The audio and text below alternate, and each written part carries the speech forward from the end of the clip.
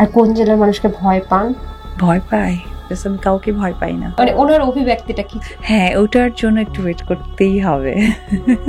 সবকিছু কিন্তু এখানে বলা যাবে না। সমৃদ্ধির সঞ্চালনায় আমন্ত্রিত অতিথি ছিলেন অপু বিশ্বাস। অপুর কাছে জানতে চাওয়া হয়, সম্প্রতি সাকিব বুবলি আমেরিকায় গিয়ে নিজেদের 11টা ছবি প্রকাশ করেছে।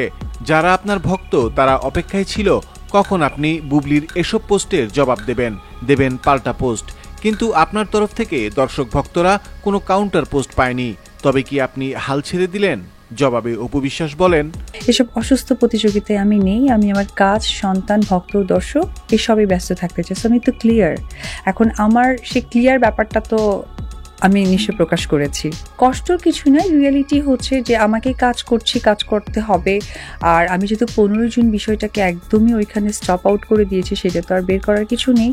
আর যেহেতু এখানে সব কিছুর ঊর্ধ্বেই কিন্তু যে সাইড থেকেই বলেন না কেন, মানে এদিক ওদিক যে সাইডটাই বলেন, বাচ্চাটা কিন্তু মোর ইম্পর্ট্যান্ট।